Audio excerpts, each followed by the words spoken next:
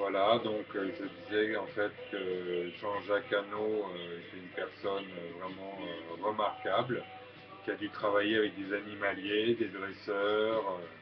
J'avais vu un petit reportage en fait où notamment le passage dans l'ours où au niveau d'une rivière il est en face d'un départ il me semble, que des choses qui sont extrêmement difficiles en fait à obtenir chez des animaux qui sont sûrement encore à 80% sauvages. Donc la guerre du feu, je trouve que ça avait été une bonne gifle cinématographique aussi à l'époque, au niveau effets spéciaux pour les maquillages. Et donc voilà, spécial big up à Jean-Jacques Hano, donc qui a porté sûrement le cinéma français assez fièrement à l'étranger. Alors voilà, ça c'est une chose que j'aimerais visiter un jour, donc c'est le Futuroscope de Poitiers. Voilà, et en fait, là c'est une espèce d'exposition sur des animaux qui auraient pu exister, je crois, autant des dinosaures. Enfin, il y a, euh, il y a énormément de voilà d'événementiels, de manières de regarder les choses avec les dernières technologies. Voilà. Donc ça, je pense que justement, par exemple, un touriste qui viendrait en France et qui passerait aux abords de ça, à la limite, c'est peut-être un équivalent d'aller voir Disneyland ou même Euro Disney. Voilà. Donc vue star, alors ça veut vraiment dire ce que ça veut dire. J'y ai pas cru au début. Il y a Angelina Jolie. Donc en fait c'est un magazine où des gens ont vu des stars, où ont récupéré des photos, voilà, très high, hein, elle est super floue la meuf, tout juste si elle n'est pas dans le bain, on ne sait pas si c'est de la mousse ou du pixel. C'est assez violent, assez dénudé dans l'ensemble, et donc qu'avec des gens connus. C'est voilà, t'es une star, ben voilà, ben, je t'ai vu et on voyait tes seins ou ton cul, voilà. Vue star, ça paraît, il n'y a rien dedans, hein. Il y a juste le phénomène de photo avec une légende. Voilà, elle faisait du tennis, elle n'avait pas de culotte. C'est de ce niveau-là. Alors, ben, Jurassic Park, donc j'ai été, entre autres, passionné d'animaux, jeune, mais passionné de dinosaures, particulièrement. Et c'est vrai qu'on a beau trouver que c'est peut-être un espèce de blockbuster à la Riken, machin, complètement pas crédible, avec des gens qui surjouent, j'en sais rien. On a beau continuer à critiquer tous les ricains, le concept, en fait, d'avoir récupéré de l'ADN dans des moustiques ou des insectes qui ont piqué des dinosaures et qui ont été conservés dans l'ambre, rien que le concept, il est très intéressant. Il est aussi intéressant que le clonage, qui est réel aujourd'hui, le clonage, et qui pourtant faisait partie de l'anticipation et des choses qui, de toute façon, avaient peu de chances d'arriver. Hein. Et, euh, et donc ça, d'avoir cloné des dinosaures, et de les avoir fait en 3D, de les avoir numérisés, d'avoir étudié les fossiles pour reconstituer les squelettes, d'avoir travaillé avec des chercheurs, tout ça. Oui, ok, les Américains des fois font des films un peu, voilà, comme L'Arme Fatale, avec des trucs dans tous les sens, où tout le monde parle en même temps et compagnie. On est habitué, on le sait, on va pas le raconter 30 000 fois. Et le côté un petit peu cucu des fois, ou à la praline. Mais là, voilà, moi j'attendais ça peut-être depuis gamin. Voilà, donc j'ai aimé, j'ai pas honte, et quelle que soit l'histoire et ce qu'il y a derrière. Maintenant, je dis pas pour le 3 ou je sais pas quoi, mais le 1 et le 2, en tout cas, ils transportent, je trouve. Donc, les chiens libres de l'Algarve, par exemple, alors là, c'est rigolo de voir qu'il y a toujours une petite barrière au niveau des êtres vivants. C'est qu'on en a beaucoup chez nous et qu'il y en a qui vivent en liberté, donc qui doivent vraiment, je sais pas, je pense chasser, peut-être pas forcément en meute, mais pour se nourrir et dont personne ne s'occupe. Voilà, donc c'est un petit peu une manière aussi de nous mettre un miroir devant la face. C'est que peut-être qu'avant même, voilà, l'homme n'allait pas à l'épicier, au supermarché, enfin, il y a plein de choses. Un petit new look, voilà, ça fait toujours du bien, avec Adriana Carambeu nue. Et voilà, je tenais à souligner un petit peu ce phénomène-là, puisque je sais qu'il y a une série télévisée qui est là-dessus maintenant. C'est le phénomène. Donc ce sont des gens qui n'ont pas une biologie ni un cerveau fait comme nous. Peut-être qu'ils ne font pas pipi d'ailleurs. C'est les femmes de footballeurs. Voilà. Donc des gens complètement à part hein, dans la société, qui sont complètement extraordinaires. Donc les femmes de footballeurs, pour une fois que c'est pas les putes de footballeurs, c'est les femmes. Voilà. D'ailleurs, la limite entre les deux, des fois, on peut essayer essayer de la distinguer, on a du mal. Voilà. C'est une femme là, ouais, qui mange, qui vend des rats. New Look, avec des sujets underground, c'est vrai, dont on ne parle pas. Donc ça peut être le requin-baleine, ça peut être plein de choses. Et, euh, et un peu comme dans Playboy, évidemment, des photos de femmes très dénudées. Ah ben celui-là, je l'ai gardé en fait. Hein.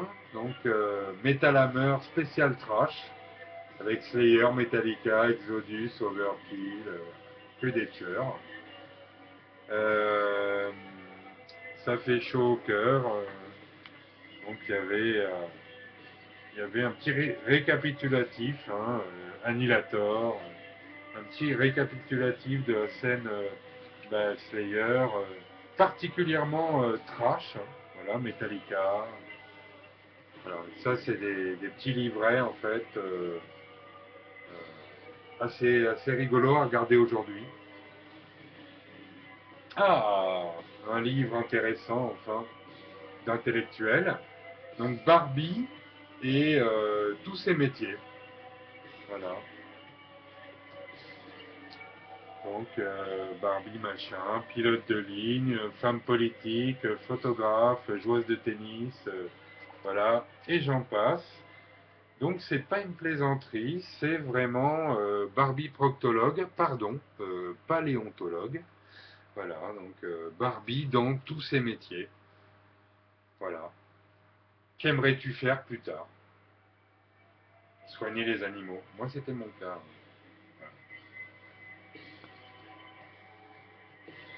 Ah tiens, il y avait longtemps. Donc un best avec Depardieu, tiens, et puis le grand Robert, oui. Alors pour moi c'est une personne et on va dire également un personnage, Robert Smith, qui a été, qui est toujours un des plus créatifs au niveau musical, je trouve. Une carrière démoniaque avec des albums dans tous les sens, parfois comme The Top en s'embrouillant avec les autres membres du groupe, un album pondu tout seul avec en fait tous les instruments joués seuls séparément en studio. Robert Smith, énorme monsieur, hein, qui notamment a réussi d'une manière moderne euh, à, à, re, à retranscrire sous forme de son, comme dans l'album Face ou 17 Seconds, le spleen hein, que n'importe quel humain peut avoir. Et par moments également de la joie ou des constats, des choses froides. Voilà. Donc The Cure et notamment Robert Smith, créativité tout à fait hors du commun. C'est pareil, je pense que ce soit la personne ou le personnage, pas facile d'hériter, enfin, de retrouver des gens comme ça aujourd'hui. Bon, ben ça, je vais garder en fait. Femme de banlieue, la révolte. Ben voilà, il serait temps, hein, en même temps. Hein, c'est vrai que Merde, c'est moche d'être de côté, alors que souvent on parle des lascars et des gars de banlieue. Ben, les femmes de banlieue, je pense que la presse, ça doit être moins médiatique parce qu'elles mettent pas le feu aux voitures. Apparemment, de temps en temps, des gens comme DS ou comme elle, qui sont ultra sérieux, ben, en ont parlé. Donc DS Magazine, je me rappelle du premier qui était sorti. Voilà, donc magazine d'une certaine qualité, quoi, voilà. Magazine féminin, j'en ai conservé un. Start-up, alors avec notre ami Robert Plant, et puis Dépêche Mode qu'on voit en couverture. Voilà, donc petit magazine qui était en fait associé à un DVD, petit livret sur Dépêche Mode, groupe pareil, Dépêche Mode, et pionnier pour le phénomène des instruments électroniques, des synthés et tout ça, et en plus méga créatif. Donc Dépêche Mode, pareil, hein, pas facile de retrouver des groupes comme ça aujourd'hui, même sans faire le vieux con. Dépêche Mode, voilà la créativité au niveau des albums, dont certains n'ont pas grand chose à voir entre eux, et voilà les tournées mondiales qu'ils ont fait, au Japon, partout, et aussi le côté pionnier où on voit ce que c'est aujourd'hui l'électronique dans la musique. C'est pas les gens de la techno ou de la musique industrielle qui vont me contredire. Donc Dépêche Mode, bon, vraiment difficilement égalable. Alors Rank Xerox, donc avec Alain Chabat au niveau des textes, voilà, donc grand personnage de la BD française, pas très connu, hein, donc dessiné par Liberator. Voilà, donc avec son éternelle copine Lubna, donc qui est donc un androïde en Xerox, assez vénère, hein, qui peut charcuter une petite douzaine de personnes comme ça dans un compartiment de train ou n'importe, faire des boucheries et des massacres assez terribles. Et souvent en gardant une espèce de sang-froid d'androïde assez redoutable. Voilà, Frank Xerox et ses petites lunettes rondes souvent. Alors mai 68 était-il bidon, donc Technicart, un magazine avec lequel on avait été amené à travailler pour des images composites, notamment en images de synthèse, quand j'étais à Paris. Donc mai 68 était-il bidon? Ben, je sais pas. J'y étais pas, et de toute façon, bon ben voilà, c'était pour présenter quand même ce truc. Donc il parlait bon, un petit peu de musique, mais surtout d'art, d'événementiel, de bouquins qui sortent, voilà. Donc Technicart, assez généraliste, avec un gros côté quand même branchouille parisien. Mais un biba, j'en ai eu peut-être 300 qui ont tourné dans mes mains, peut-être plus. J'en ai conservé un, voilà. Le sexe force et nous. Alors bon, moi ça j'y crois quand même en partie, hein. Beaucoup de choses avec les mœurs ont changé. Je pense qu'on est passé au-delà de la parité, même s'il y a encore des trucs dégueux comme à la même position de cadre, par exemple, payer une femme moins cher dans une boîte ou ce genre de conneries lamentables, sexistes et donc presque ségrégationnistes et lamentables.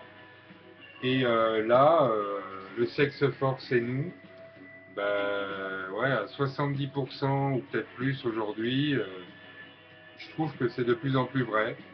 Parce qu'on voit pas mal de petites nanas, d'ailleurs souvent très courageuses et adorables sous tout rapport, élever leurs enfants tout seuls, On voit de plus en plus de mecs aussi passer 2 heures dans la salle de bain à s'occuper de leur look, de leur égocentrisme et de leur machin.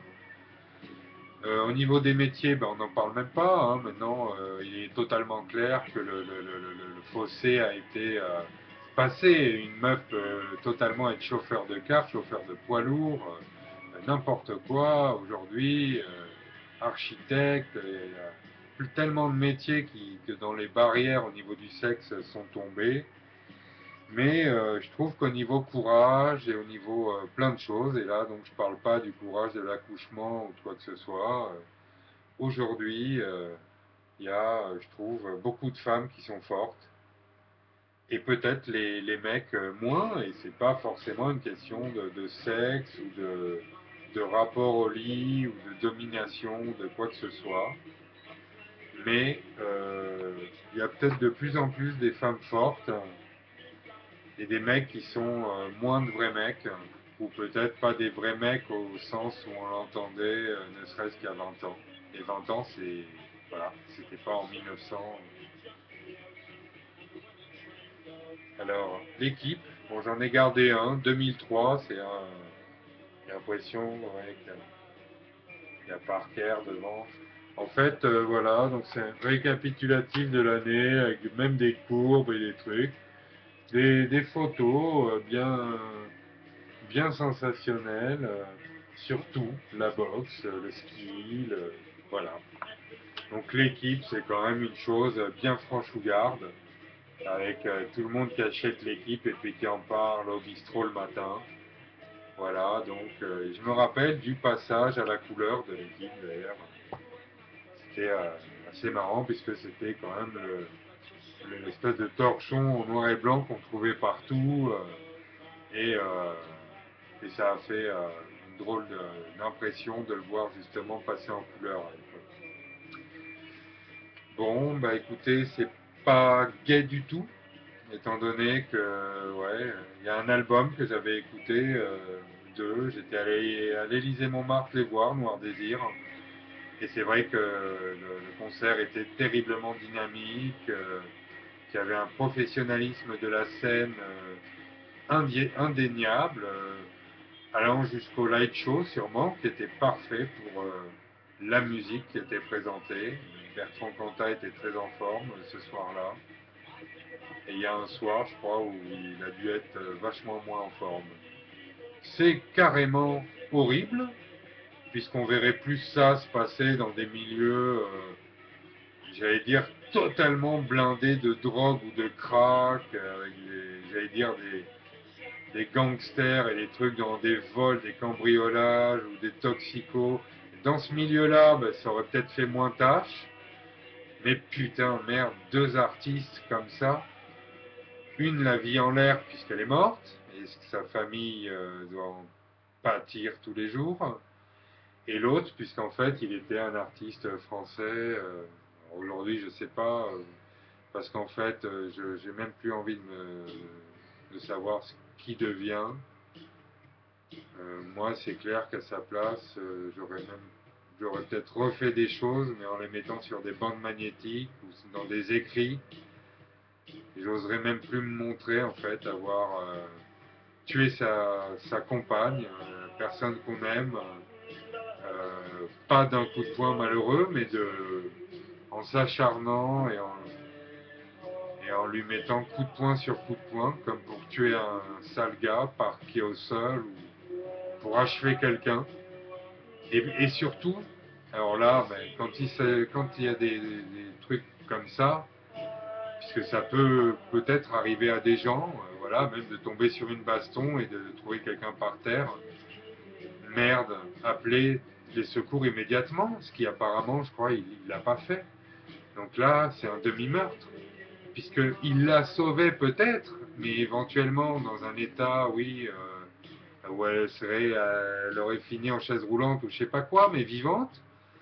Et le fait est qu'il a appelé aucun secours et que donc elle a dû mourir en fait alors qu'elle pouvait être sauvée, peut-être. Voilà. Donc j'ai pas envie de m'attarder sur ce sujet qui me tient à cœur parce que là où j'habite, à Nice, en fait, on fait partie des Alpes-Maritimes et que c'est le record en fait national de femmes qui meurent sous les coups d'hommes. Et je crois que dans 80% des cas, c'est leur compagnon. C'est-à-dire, je tue ma femme parce que je suis un enculé d'alcoolo ou je sais pas quoi. Et donc voilà, ça je tenais à en parler. Voilà, donc j'ai une couverture qui concerne ça, ça tombe bien. Comme ça, j'en parle vraiment avec l'illustration ici de voilà. Donc Marie, je t'ai jamais rencontré, ça aurait pu sûrement se produire. Je souhaite que tu reposes en paix et j'espère que Bertrand Cantat se bouffe encore les couilles d'avoir fait ça et que malgré les qualités artistiques que je peux reconnaître, voilà, j'espère qu'il fanfaronnera jamais nulle part, puisque quand on fait des choses comme ça, je pense qu'on mérite de finir presque comme un moine. Voilà. Si c'est pas en tôle toute la vie, au moins que ce soit comme un moine et dans la discrétion et la décence et une certaine pudeur.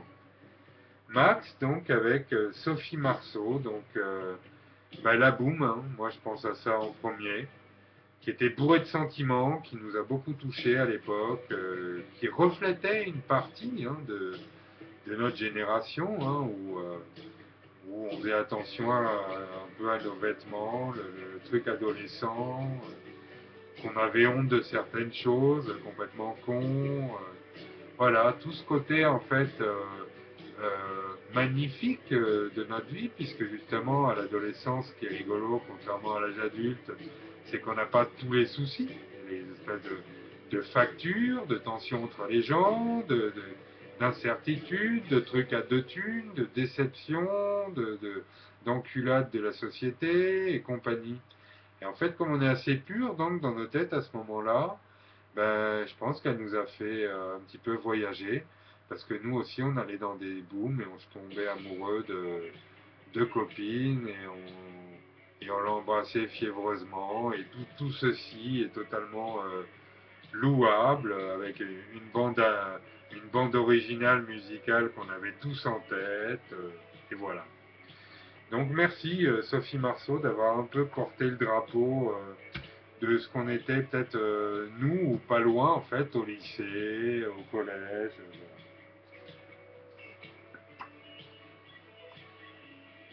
Donc Beaux-Arts Magazine, donc le magazine de l'actualité des Beaux-Arts, avec je crois Gargantua sur la pochette, les 7 péchés capitaux à toutes les sauces. Voilà, donc c'est un magazine que j'aime bien lire. Voilà, celui-là, j'ai dû le piquer chez un médecin dans la salle d'attente. Faut pas le faire, évidemment, hein, c'est du vol. Voilà, donc ça, vraiment très instructif et aussi porté sur la peinture que la sculpture, qu'éventuellement l'architecture d'une maison. Voilà. Donc studio, donc Johnny Depp, donc mais pour moi c'est une sorte de caméléon. Las Vegas Parano, puis Édouard Romain d'Argent. Après toutes les choses qu'il a fait avec Tim Burton, complètement Sleepy Hollow, le Pirate des Caraïbes. Qu'est-ce que c'est que cette personne capable d'incarner voilà. Moi, une des choses que je trouve redoutable, et même, je pense que Depardieu a un petit peu de ça dans le sang, hein, d'avoir fait Cyrano, et Les Valseuses et des trucs complètement à l'opposé. Euh, le phénomène de caméléon chez un acteur, un des plus beaux exemples, c'est De Niro, Taxi Driver, et 5 minutes après, des choses comme Les Nerfs à vif. Voilà. Donc ça, je voulais saluer ce don que peuvent avoir des gens pour incarner en fait des personnages qui ont mais, strictement rien à voir. Ça, j'ai l'impression quand même que quel que soit le niveau d'un acteur, ça doit être quand même un petit peu dans le sang parce que ce n'est pas donné à tout le monde et que ça doit être un espèce de mélange explosif à manier euh, comme de la dynamite en fait. Et voilà, c'est une chose originale qu'on ne retrouve pas chez tout le monde. Voilà.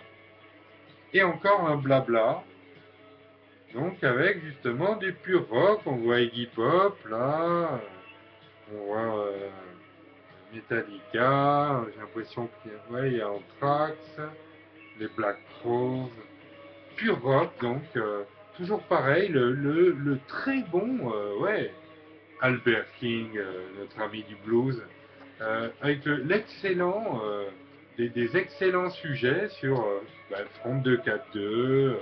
Et j'invente pas, il y a que des trucs de, il y avait que des trucs de ouf, assez alternatifs ou underground. Hein. Ils ont dû parler du skate d'ailleurs à un moment donné, du skate rock, je me rappelle. Je sais pas si je l'ai conservé celui-là. Donc blabla, donc qui était quelque chose. Je crois que parfois il n'y en avait plus et tout le monde était triste de sortir de la FNAC et de constater qu'en fait tout le monde avait dépouillé les blabla. Quand on dit sans chichi, sans blabla, ben justement ça c'était un magazine et qui était vraiment loin d'avoir une pub toutes les pages. Alors voilà, donc ça c'est pour la petite anecdote, j'ai fait une exposition avec des personnages en fimo et j'étais à Mantes-la-Jolie et j'ai eu 2 articles dans la presse et une des journalistes me comparait en fait à Kessaring au niveau de mes bonhommes. Voilà, donc il y a Picasso, il y a Warhol. Warhol en fait, j'ai toujours eu un énorme respect. Il a fait une expo, enfin il y a une expo qui a été organisée à Monaco qui était ultra complète avec même du merchandising en vente sur place. Et bon, il paraît que c'était grandiose. Euh, voilà, donc ça c'est pour faire un petit clin d'œil au pop art. Et, donc à l'heure actuelle, je ne connais pas très bien comme magazine, mais voilà, c'est intéressant quand il y a plusieurs sujets intéressants comme ça sur Londres, sur voilà. Ouais, puisque c'est quand même pas évident de savoir avec tous les nouveaux magazines, toutes les nouvelles publications qu'il y a chaque année. Quand je bossais dans la pub, en fait, j'étais au courant. On nous avait dit les chiffres même à l'école des publicités, mais il y a je sais plus combien de magazines qui sont créés en France par an. Donc, savoir s'ils sont encore en vie n'est pas toujours aisé. Révolution 1968, et donc c'est un Le Monde hors série, et là c'est le numéro 2 apparemment. Donc j'avais dû, je pense, avoir le 1 aussi, même si je connais pas en profondeur Le Monde, parce que je ne lis pas de journal. J'en ai rarement lu, j'en lisais quand j'étais étudiant un peu.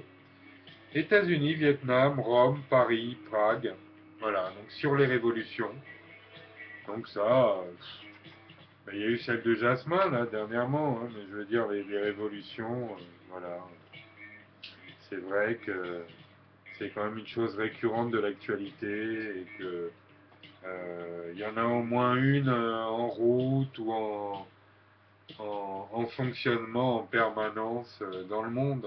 Donc autant il y a de la politique, tout ce qui s'ensuit, des larmes et des guerres et tout ça, et autant d'un autre côté on peut dire que ça a toujours été accompagné quand même également de révolutions et de gens qui essayent de penser à d'autres mondes ou d'autres mentalités ou d'autres manières de penser et éventuellement d'autres manières de vivre.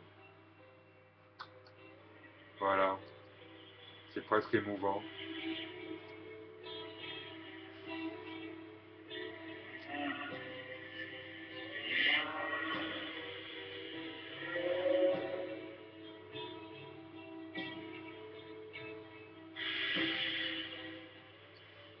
Alors, Eureka. Donc, à quoi servent les milliards de l'espace? Donc ça, ben ouais, ça doit être de toute façon, je pense, bien utilisé, sachant qu'en plus la technologie qui fait les choses, des produits et des mécanismes qui sont destinés à l'espace atterrissent sur Terre quelques temps plus tard. Donc au niveau visuel aussi et technique de vidéo et compagnie, ça apporte quelque chose au niveau satellite. Voilà, donc ça c'est vrai que c'est des sommes qui quand même, je pense, servent à l'humain, beaucoup plus que dans l'armée sûrement, où on est là à se surarmer, à foutre des sommes astronomiques, juste pour être sûr de ne pas être attaqué et de pouvoir éventuellement attaquer quelqu'un qui nous attaque. Donc le cercle, le truc qui n'en finit jamais. Et donc les milliards qui sont engloutis dans l'armée, peut-être que ce serait quasiment mieux qu'ils soient directement engloutis dans l'espace, parce que une fois sur deux, les choses de l'espace nous servent après de manière détournée ou indirecte, ne serait-ce que pour des chaussures ou des baskets. Entrevue avec une bonne chienne, là, je vois, Eva machin, donc quand il y a eu tout ce déferlement de grosses, au moins chaudasses médiatiques, on ne sait pas comment ça se passait après chez elle ou avec leurs copains dans la vie courante, mais en tout cas, le fait d'être derrière une caméra leur raccourcissait souvent immédiatement la jupe. Et entrevue, on m'en avait donné une bonne pile. J'en ai gardé parce que c'est rigolo, des fois il y a des choses complètement débiles, hein. Et quand on pense que Loana, par exemple, était comme ça, hein, le business des filles de la télé-réalité.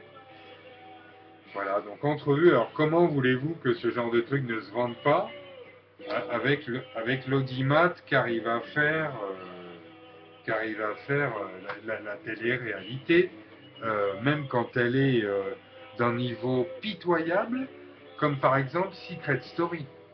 Secret Story, c'est vraiment une chose qui dépasse toutes les limites de l'entendement au niveau, on va dire, expression, donc au niveau du français.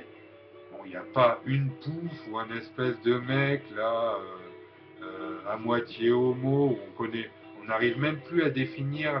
Ils inventent quasiment des mutants à la télé. C'est des mecs qu'on ne voit pas dans la rue, mais on nous les impose en fait dans les émissions. Et donc, mais rien qu'au niveau du langage, bonjour l'exemple en fait pour les jeunes qui regardent ça, quoi. C'est assez violent. Et donc, il est évident que du papier issu d'arbres, c'est évident qu'il va s'en vendre, alors que la moitié de la France, par exemple, est devant Star Academy, quoi. C'est évident qu'il faut essayer derrière de voir si on ne peut pas continuer à faire un billet, hein. L'histoire, elle est claire comme de l'eau de roche, hein. Alors, Rider Magazine, donc j'avais suivi un peu le lancement, donc Rider Magazine, voilà, je me rappelle, au mondial du snowboard qui se déroule aux Deux Alpes. Donc voilà, avec sûrement de bien belles images. J'en profite pour saluer Rinaldo Stevenazzi, donc qui est responsable du snowpark de Sainte-Foy. C'est vers Tignes, là-bas. Et en fait, voilà, il est responsable du snowpark de Sainte-Foy. Si vous passez dans le, dans le coin, en fait, et il a été deuxième meilleur français à l'époque. Il était sponsorisé Look, donc en halfpipe. Voilà, donc Rider Magazine, donc une des choses en France qui est parue et qui traite du snowboard.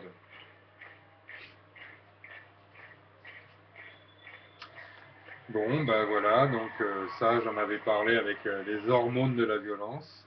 Ben, là en fait, on peut également en parler vite fait. C'est que les mécanismes de la violence sont évidemment étudiés et sont des mystères du cerveau humain dont on n'a pas encore toutes les clés, avec également un énorme article sur les cathédrales gothiques, qui est assez agréable, bien illustré. Voilà, donc à l'époque où justement il y a eu Shining, Orange Mécanique, j'ai dû lire 5 fois le bouquin, je crois. Je connaissais le glossaire par cœur d'Orange Mécanique.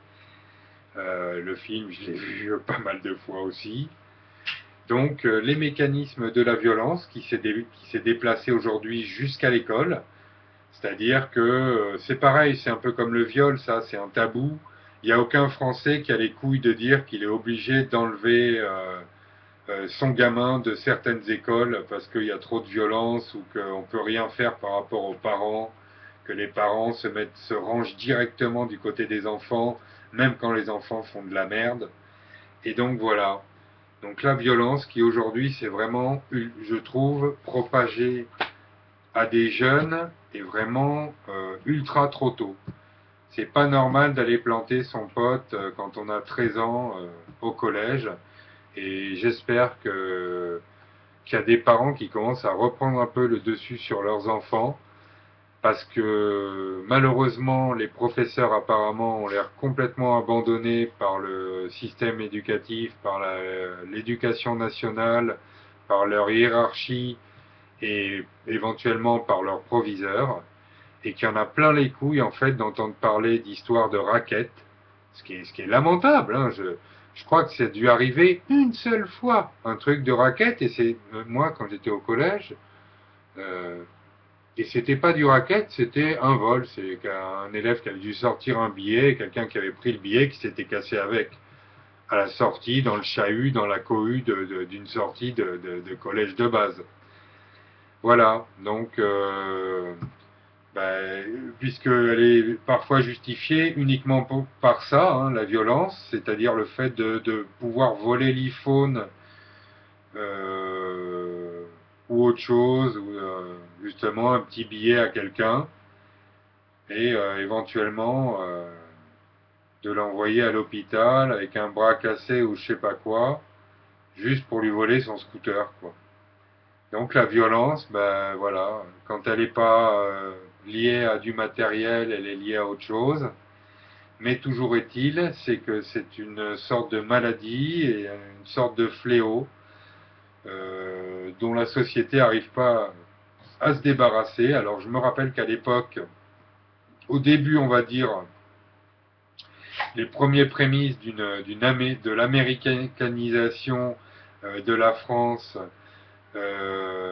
on se foutait vraiment de leur gueule, à savoir que des petits blacks, oui, allaient avec des Magnum 45 cachés dans le sac de sport à l'école et compagnie. Donc on se foutait de la gueule des Américains parce qu'ils n'arrivaient pas à gérer leurs jeunes, ni au niveau de la drogue, ni au niveau de la possession d'armes ou carrément de la violence. Mais aujourd'hui, je pense que, et notamment à Paris et en banlieue parisienne, hein, je parle de ce que je connais, ça a dû s'envenimer et redoubler, notamment dans des quartiers comme le 18e arrondissement, que j'ai connu moi beaucoup plus paisible que ça doit être que ce qui doit se passer aujourd'hui.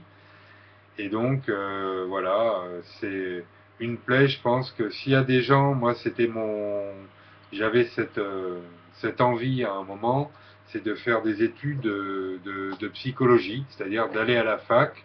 Et je me suis dit que j'étais pas allé assez sérieux pour aller à la fac, que j'allais skater, j'allais délirer avec des copains, des copines, et que j'irai jamais. Mais s'il y a des gens qui font des facs de psychologie et qui peuvent en fait s'orienter vers en fait l'étude de la violence et pas simplement les clichés et les serial killers de merde, mais la violence sous toutes ses formes et à travers la société et toutes les époques qu'on traverse, ben je salue ces gens-là parce que peut-être qu'ils peuvent aider parfois un couple où il y a eu de la violence conjugale ou un délinquant mais très jeune, comme il y en a beaucoup à Nice, qui ont des fois 19 ans avec un palmarès impressionnant derrière eux, à se sortir de la merde et à pas passer toute leur putain de vie en prison. Voilà. Donc je tenais à insister un petit peu et à souligner le fait que la violence, apparemment, ben, c'est pas par des produits chimiques qu'on la calme, ni par la violence même, puisqu'elle va réattirer la violence. Donc c'est pas en bastonnant quelqu'un qui a fait de la merde qu'on arrive à des résultats, ni en l'abrutissant de cachet. Ça peut être, à mon avis, uniquement par l'entrée dans son cerveau et malheureusement une certaine confiance et donc peut-être des confessions et toute une partie comme ça, j'allais dire psychologique et psychiatrique, qui fait que on va peut-être réussir parfois à sauver toute une vie, tellement la personne a sa vie pourrie par quelque chose. Et je tiens à souligner qu'aujourd'hui, parfois, c'est pour des choses de demeurer, puisqu'on en est quand même, on traverse une période où une gamine de 19 ans peut faire une dépression, de l'anorexie ou un truc de malade, parce que par exemple, elle n'a pas une poitrine assez grosse. Et que je veux dire qu'au niveau de l'apparence, du matériel, des faux semblants, des paillettes, du show business, et de tout, en fait, ce qui concerne les artifices, on a poussé avec les magazines, justement, puisque là j'en suis bourré de magazines, le délire, et les films, hein, les téléfilms et la télévision, hein, et surtout la télé-réalité. Mais au niveau de l'apparence, donc on a poussé les choses tellement loin qu'on arrive à créer quand même des malades. C'est-à-dire des nanas qui ont un beau petit cul et qui sont complètement traumatisées et qui sont sûrement chez elles quand elles sont seules devant le miroir toutes les 5 minutes pour être sûr de continuer à être au top, à faire envie et alors là malheureusement, hein, souvent, hein, l'espèce de phénomène de concurrence, à être au-dessus des autres nanas, quoi. Donc après on s'en sort plus, hein, puisque de toute façon tu trouves toujours plus intelligent, plus con que toi, ou avec des plus gros seins, ou une petite chatte vachement plus appétissante. Voilà. Donc, je vais finir là-dessus. C'est que, en fait, on est quand même dans une société où maintenant il y a tellement de facteurs. Qu'être bien, ça prend plein de choses en ligne de compte. Et qu'être mal, c'est pareil. Voilà, il y a de plus en plus de facteurs et je pense que nos parents et nos grands-parents l'ont pas vécu. C'est que nous, on est quand même submergés de trucs de partout et pas simplement de factures, de publicité, de spam, de marketing et de publicité et d'information. On est, je pense, même au niveau des sentiments, des visuels, des photos et tout, euh, par rapport au cerveau qu'on a, je pense, totalement saturé. Voilà.